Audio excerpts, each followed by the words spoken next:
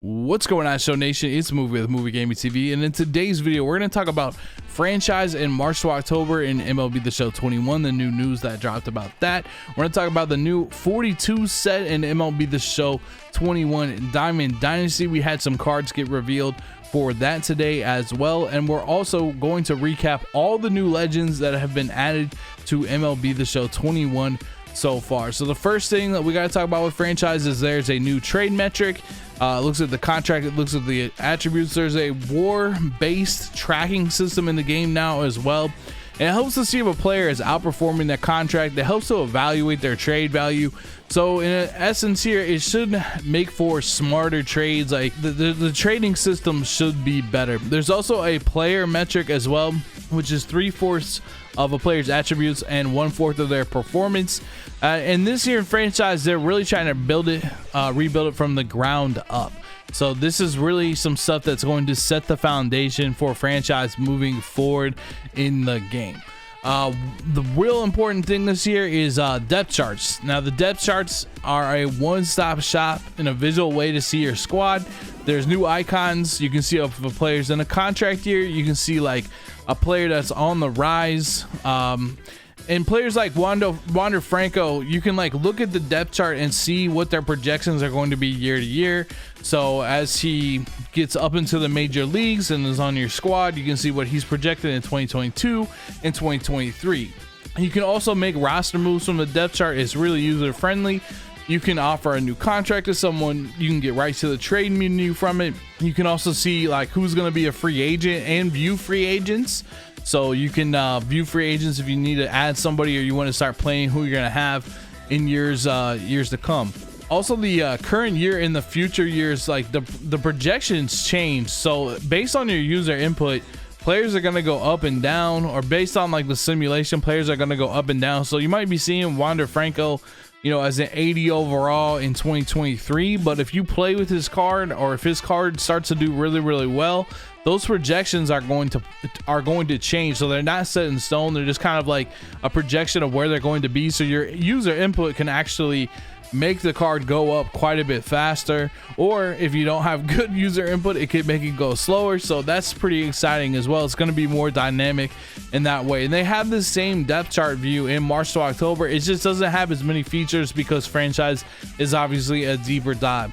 So March to October, obviously it's more of a streamlined version of just one season if you just want to play one season with the team, and we'll get more into that as we go on. Now the budget system has changed in franchise mode as well. It is a yearly system instead of weekly. I think this was heavily requested, as more people it's just easier to keep in mind what your yearly budget is instead of a weekly. So that's one of those big overhaul features that they had for franchise.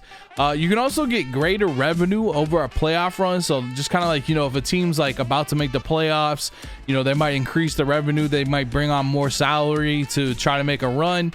You should have greater revenue over a playoff run, which is a pretty sweet feature as well.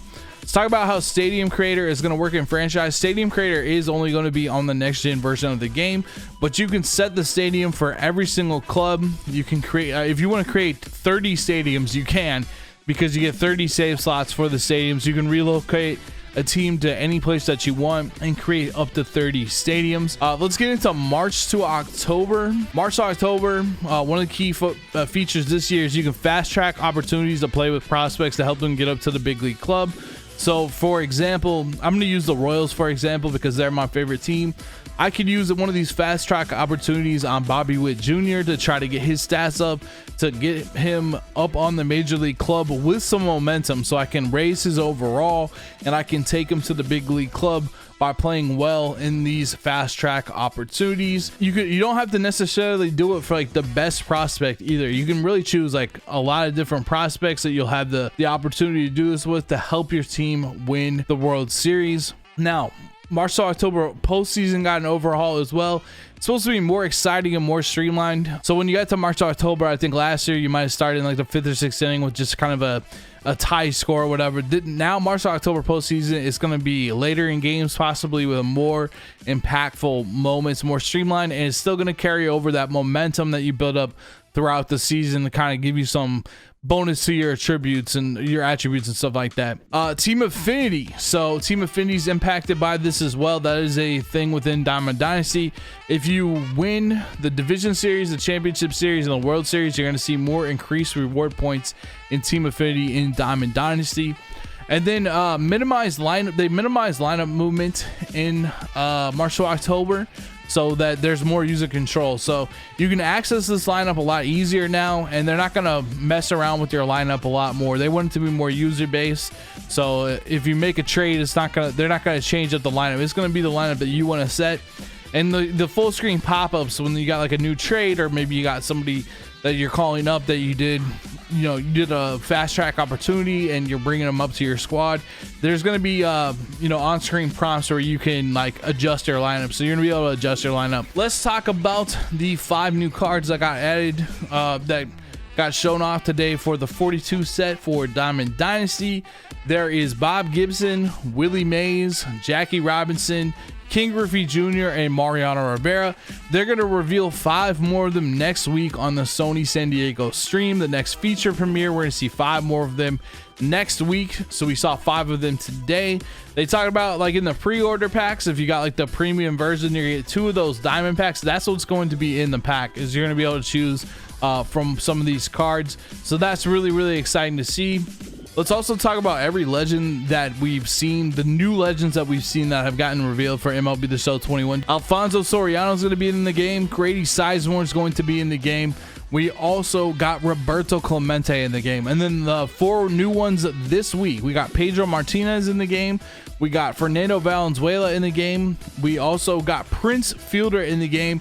And we have Hank Aaron in the game. So those are the 7 new legends that we've seen so far. We're definitely going to see more as well.